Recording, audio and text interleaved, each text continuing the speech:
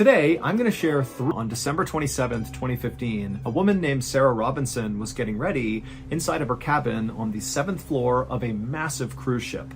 She and her boyfriend were going to dinner that night with Sarah's parents in one of the restaurants on board the ship.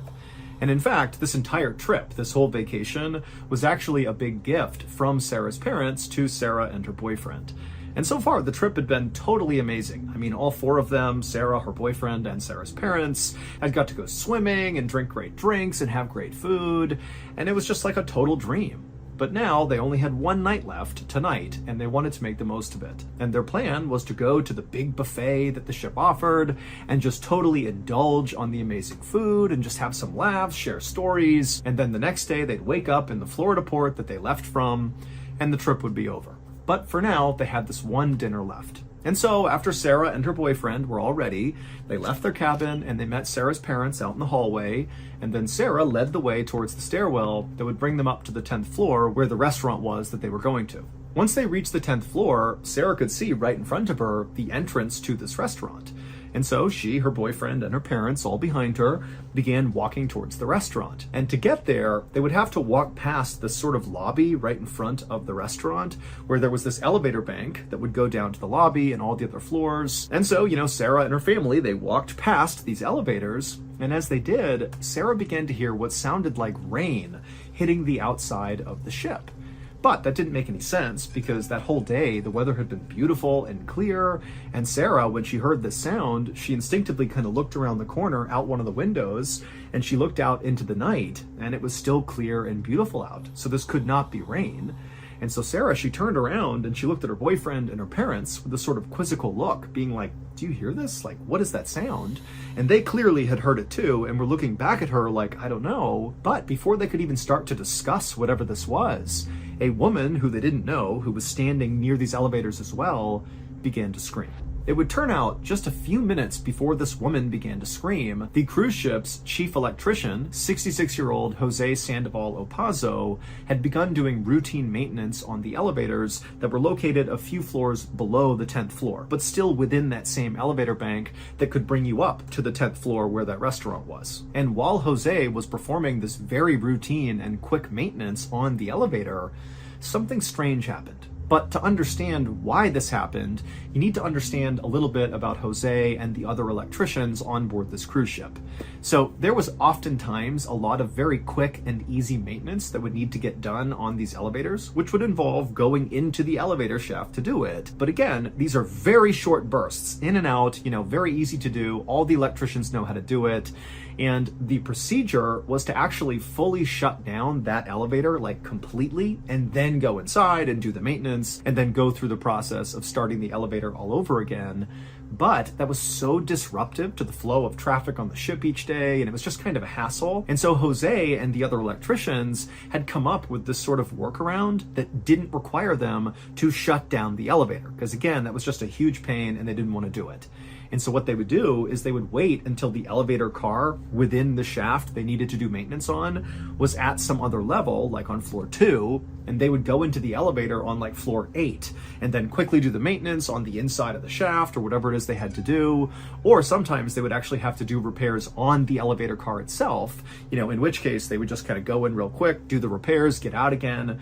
But all of it was predicated on just kind of knowing where the elevator car was in the shaft and being really quick, in and out. And so Jose and the other electricians had done this many times and there was no issues. But on this day, Jose, he got into the elevator shaft to make these simple repairs. And so he actually was standing inside of the shaft on top of the elevator car that was down, a few levels down from 10. And he began making these repairs. And suddenly the car lurched into action because a guest unknowingly had walked into the elevator car and pressed floor 10. And so Jose is on this elevator car that starts moving, and before he can even figure out what's going on, the little opening that he used, the kind of service entrance into the shaft, had been covered up by the elevator car. And so his exit was now gone, and he was now relatively slowly moving up the shaft. Now, Jose would have no idea when this car was going to stop, but if it went to the top, he'd get crushed, and he knew it. And so in kind of a moment of panic, Jose attempted to step to the side to like somehow go between the wall and the elevator. It was like he had nowhere to go and he knew it and he just took that path. But there was like an inch of space between the wall and the car. And so the second he did that, the car kept going and it sucked him down into that space and just destroyed him. And so by the time this elevator car reached its destination, the 10th floor, and that guest got off the elevator car, by this point, Jose's body had been totally destroyed and all of his blood was dripping down the elevator shaft, splattering into the walls and hitting the ground, and it sounded like rain hitting the outside of the ship. And so that's what Sarah and her family were hearing. And then the reason that woman started screaming is she was the first one who turned and saw all this blood coming down the front of the elevator doors. Medics would arrive quickly on the scene, but there was nothing they could do. Jose was deceased. Thank you to BetterHelp for sponsoring today's video. Back in 2017, I was really struggling with my mental health. I had just left the military after almost a decade of service, and I was just really struggling to reintegrate into society, and it was making me totally depressed. Now, I had a great support system around me. I had my wife, my kids, my parents, my siblings, friends, but I had such dark thoughts and feelings. I just didn't feel comfortable sharing them with people I loved.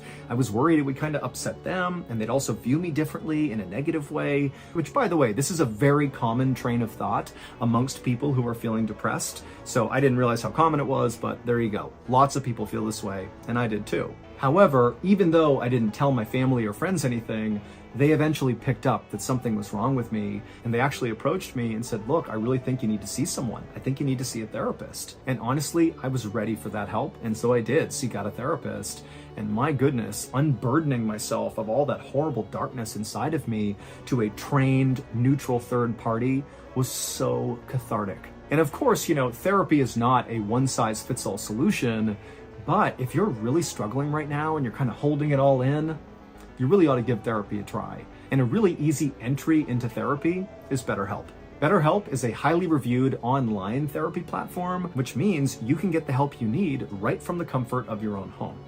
All you have to do is fill out a short survey online, and then within about 48 hours, you get paired up with a licensed therapist, and then it's up to you how you communicate and how often. Also, you can change your therapist at any time for no additional cost. Let BetterHelp connect you with a therapist who can support you all from the comfort of your own home. Visit betterhelp.com/Mr. Ballin or select Mr. Ballin during sign up and enjoy a special discount on your first month.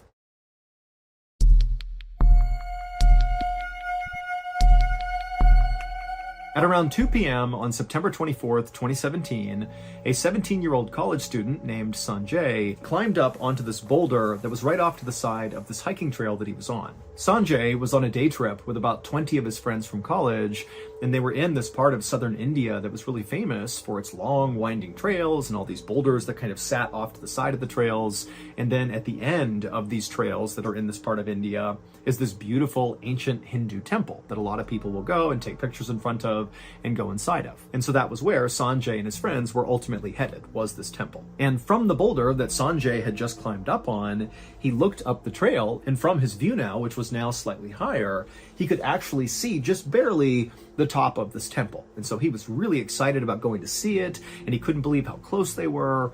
But as he was standing on this boulder, staring at the top of the temple, he also realized that kind of off to the side of the temple, basically right next to it, was this beautiful pool of water with a big wall around it and cement steps leading into it.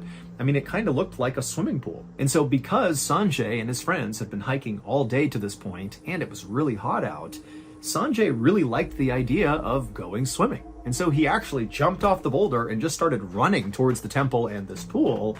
And he was yelling to his friends as he did, like, hey, I'm gonna go swimming. And so he ran, not to the temple, but to this random pool of water that was next to it. And he got to the steps and he immediately took off his shirt and he pulled his phone out of his pocket and he put it on the steps. And then he walked his way into the water and turned around, hoping to see his friends coming after him. And sure enough, all of his friends were smiling and laughing and running after him, ripping their shirts off, putting their phones down and jumping in too. And so pretty soon, this very quiet, peaceful pool next to this temple was packed full of very rowdy and crazy college kids. Now, to be clear, this pool of water was not intended to be a swimming area. It was dug about 300 years earlier for this temple, and many people began to view this pool of water as sacred because they believed it could cure diseases. And so what Sanjay and his friends were doing was totally taboo and not allowed. But I can promise you, Sanjay and his friends did not care. They were having a great time. And in fact, Sanjay was having such a great time that when he turned around and looked back up the steps they'd all charged in on, he saw one of his friends, whose name was Vishwas, was standing up out of the water reading what looked like a plaque about this pool of water. And Sanjay hated the idea of one of their buddies not getting to experience this fun. And so Sanjay, a little out of pocket, yelled out to Vishwas like, "Hey, stop reading that and get in the water. Let's go. What are you doing?" And Vishwas was obviously kind of embarrassed to be called out so publicly in front of the, 19 other kids that were there. They're all looking up at him expectantly now, like, "Yeah, get in here, man." And Vishwas, he's like, "Okay, fine." And so he took off his shirt, put his phone down as well, and he got in the water with all of them. And very shortly after he did that, Sanjay kind of forgot about him and decided, hey, this would be a great time to take a photo of everybody here, memorialize this amazing trip. And so Sanjay, he waded over to the steps, he grabbed his phone, he came back towards the group, and he's looking at this big rowdy crowd of his friends who were totally not paying attention to him. And he's saying, "Hey guys, come over here. I want to take your photo. Gather up. I'll take a photo of all of us." And so it took a couple of minutes, but eventually, all these kids got in frame, and Sanjay, he held the phone out, made sure everybody was there, and they all smiled, and he took a picture. And then after he took the picture, Sanjay put his phone back on the steps and returned to just splashing and goofing around with his friends. About an hour later, Sanjay and his friends had left the pool and were now in the temple and were just walking around exploring. But eventually, Sanjay just got tired of looking inside the temple. It was not very interesting to him. And so he eventually just went outside again and sat down on this low wall that was right outside the temple. And because he knew his friends would not be done for at least, 15 or 20 minutes or so, he just pulled out his phone and began kind of scrolling through social media and, doing what we all do on our phones. But eventually, Sanjay opened up his photo album to look at all the photos he had taken during the hike in, and then also that picture in the pool, and then also some pictures he took inside of the temple. And so he pulls up his pictures and just kind of starts scrolling through them, and he eventually reaches the photo that he took, selfie style, in the pool with all of his friends together. And so he opens that picture up and he looks at it and he smiles because it definitely was the best picture he took. He got all his buddies in frame. Everybody seemed so happy. But as Sanjay was looking at this photo, he realized there was something odd about it. There was just something in this photo that just seemed like it shouldn't be. And as he looked more closely at it, the smile on his face faded and he began to panic just a little bit. He didn't know if what he was looking at was real or not, but he knew he had to go find out. And so Sanjay put his phone away and he looked up and began looking around outside the temple at all the other people who had left, and many of them included his friends. And they were walking around, talking in groups or whatever. And Sanjay, he began looking at all of his friends and he would stare at their faces. He was looking for something, but he didn't see what he was looking for. And so after scanning the entire outside and not feeling satisfied, Sanjay got up and speed walked back into the temple and began going into each and every room, looking at every single person he encountered. And when he would find one of his friends, he would stare at their face. And when he didn't find what he was looking for, he just kept on going to every single room until finally he reached the last room of the temple and he found the last of his friends and he looked at their faces and still he did not see what he was looking for. And so now Sanjay is truly panicked. He's actually horrified at this point. He runs back outside and he finds their college professor who had come along to sort of chaperone the trip. And he ran up to this professor and he pulled out his phone. He opened up that photo of them in the pool and he showed the professor what he had found. And Sanjay pointed out the strange thing about this photo. And so the professor, he began looking at the photo too, and right away, he also could see this very strange thing that seemed very out of place. And so the professor asked Sanjay a few follow-up questions, about like what Sanjay had done since discovering this. And after Sanjay said, I've been all over the temple, I still can't figure it out. And so the professor knew the police would have to get involved. And so the professor got in touch with police, and so the police came out to the temple not long after that. And the students, so Sanjay and all of his friends, had been instructed to stay right by the temple. Do not go down to the pool, stay up here, let the police handle it. And so when the police came in, they came running by the group, and Sanjay and his friends were just kind of watching anxiously, waiting to see what happens. And then as the officers went down to the pool, from where Sanjay and his friends were standing, they actually did not have a clear view. The temple itself blocked their view, so they could not see the pool, but they could hear what the officers were doing. And at first, as Sanjay and his friends are standing there really nervously, they don't hear anything down at the pool.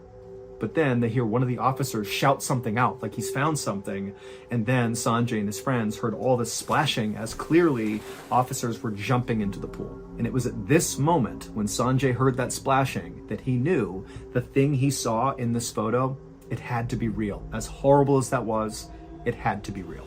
The reason why Sanjay's friend Vishwas was not in the water with everybody else, why he was up reading that plaque about the history of this pool, was because Vishwas did not know how to swim, but he didn't tell anyone. Nobody knew this. And so he was probably kind of embarrassed about it.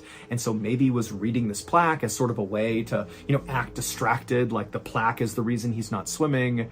But then when Sanjay, who meant no harm by this, but he yelled out to Vishwas, "Hey, come on, dude, get in here. Come swimming with us." Because he did it so publicly in front of all the other friends, it seems like Vishwas felt very pressured into getting into the water. And that's what he did. Instead of telling anybody that he could not swim, he just kind of shrugged, took off his shirt, pulled his phone out of his pocket, put it on the ground, and waded into the water. And as soon as he did, the entire group just kind of went back to goofing around and splashing and being totally chaotic. And then when Sanjay was like, "Hey, let's take that photo," he really did manage to get all of his friends in frame somehow, except one of them was Vishwas, and you can only see the top of his head. It's because he was drowning in the background of that photo, just nobody knew it. And so obviously an hour later, when Sanjay's looking at this photo, he sees the top of Vishwas's head and he's like, wait a minute, is he goofing around or is he drowning? And then he ran all around the temple looking for Vishwas. He wanted to prove that he was not in the pool still, that he was up here. But then after searching the entire area and not finding Vishwas, he went to his professor, they called the police, and the discovery was made. And unfortunately, by the time police pulled Vishwas out of the water, he was already deceased.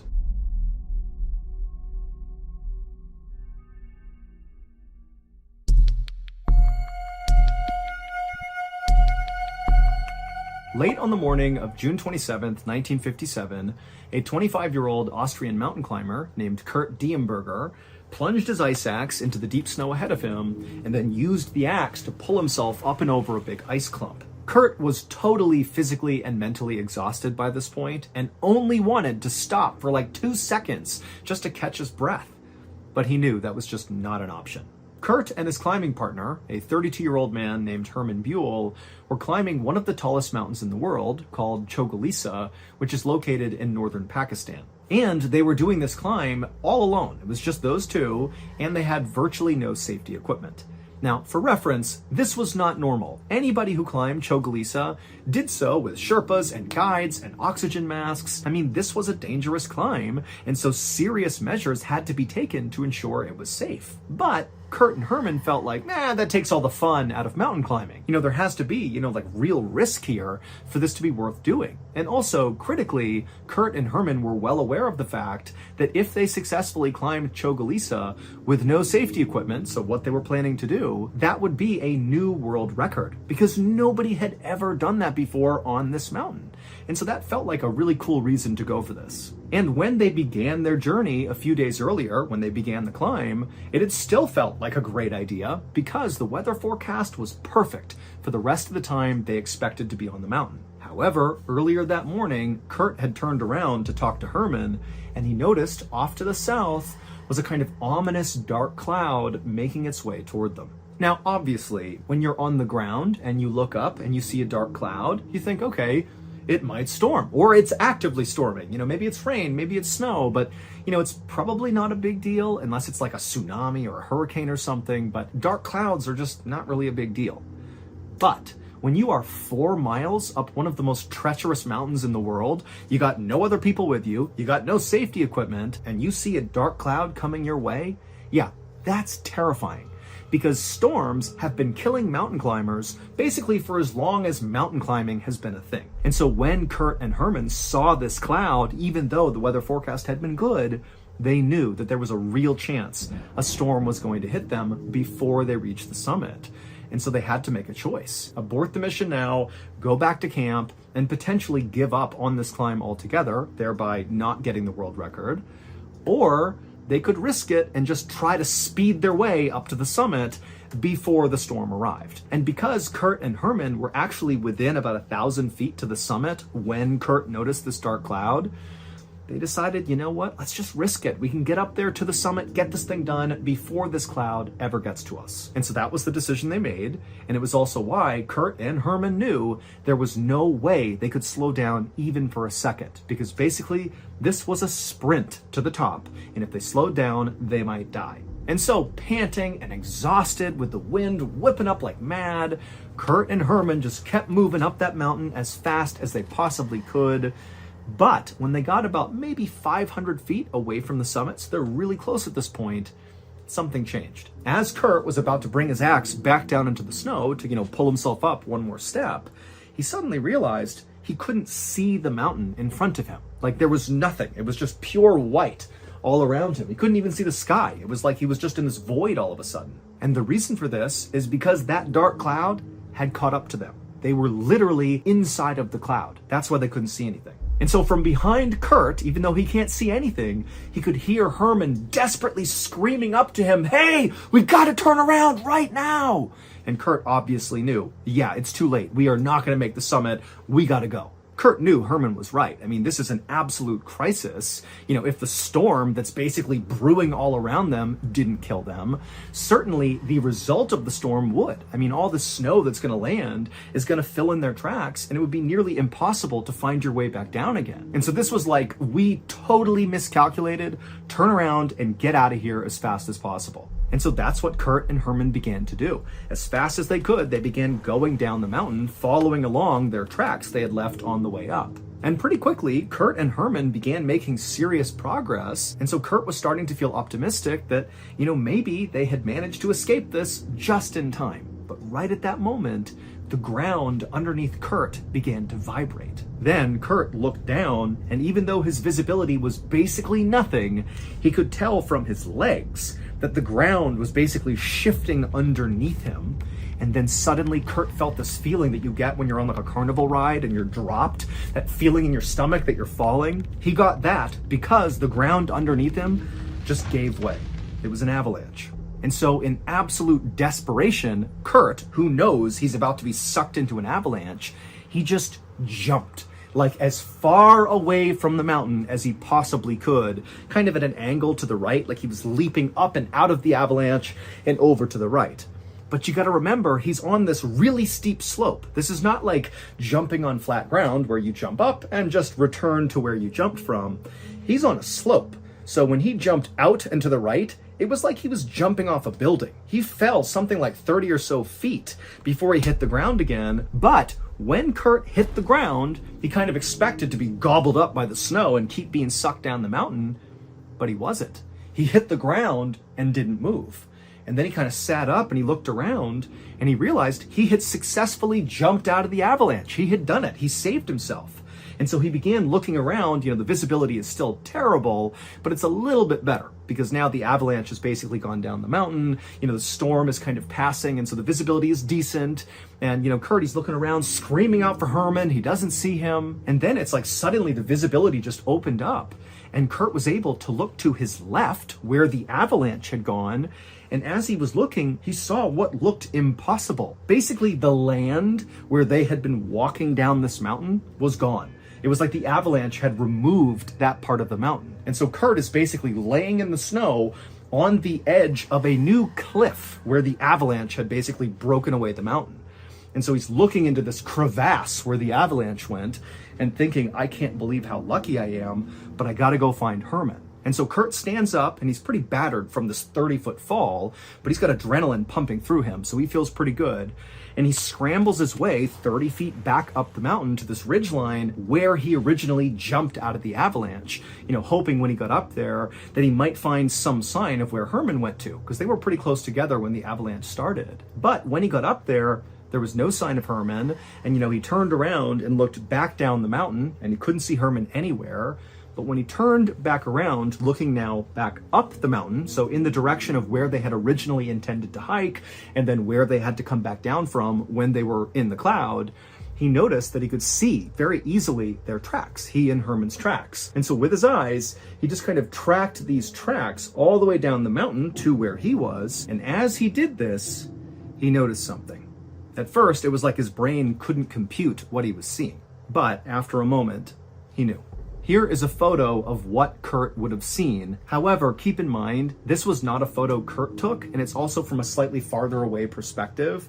But conceptually, this really is what Kurt saw that told him what happened to Herman. So in this photo, you can see the mountain and the summits at the top, and there's a trail that goes straight down and then appears to diverge, where there's tracks that go to the left from our perspective, the viewer's perspective, they go to the left around that cliff line, and the other set of footprints that disappear off the cliff. Well, if you haven't figured it out yet, the footprints that go to the left are Kurt's footprints. He just magically jumped and landed on the absolute edge of where this avalanche was going to happen, and Herman is the other set of prints.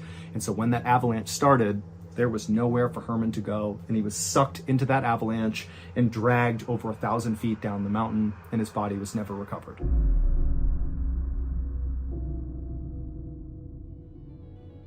Hey everybody, if you haven't heard yet, we announced some really big news recently. We are putting out a book, and it's amazing. It's called Mr. Ballin Presents Strange, Dark, and Mysterious, The Graphic Stories, and it's an amazing graphic novel we have been working on for over a year. And it's our very first book, so we're all very proud of this. We think it's going to be so amazing. So in this book, there are 9 stories, 5 of which are of the old variety, so you've heard them on YouTube, and they've been remastered and put into this book. And then you have 4 full-length, brand new stories, which are amazing, that have also been put inside of this book. And the way we made those 4 new stories is to have them replicate the feel of YouTube. In fact, I would say this whole book is like the written version of our YouTube channel. It's totally a throwback to our OG fans who found us on YouTube. This is the book for you. It's going to be so good. The book's not coming out until my birthday, October 1st, but you can pre-order it right now by going to book.ballinstudios.com. And also, after you pre-order, be sure to follow me on social media and all the other places that we put out content, because we're going to be teasing stuff about this book before release. Things like, sneak peeks into the book and some pieces of artwork and some behind the scenes stuff. So there's a lot of stuff going on, but it all starts with pre-ordering that book. So again, go to book.ballinstudios.com and pre-order our first ever official book. It's going to be great. Enjoy. So that's going to do it. If you enjoyed today's stories and you want to hear more like it, be sure to check out the Mr. Ballin podcast, which is available on all podcast platforms. It has hundreds of stories, and many of them are only available on podcast. So if you're consuming this content only on YouTube, there is a whole world over in the podcast side of the house that you should go check out. Again, it's called the Mr. Ballin podcast, and it's available everywhere. Wait, don't go anywhere. If you're looking for more strange, dark, and mysterious videos, click here.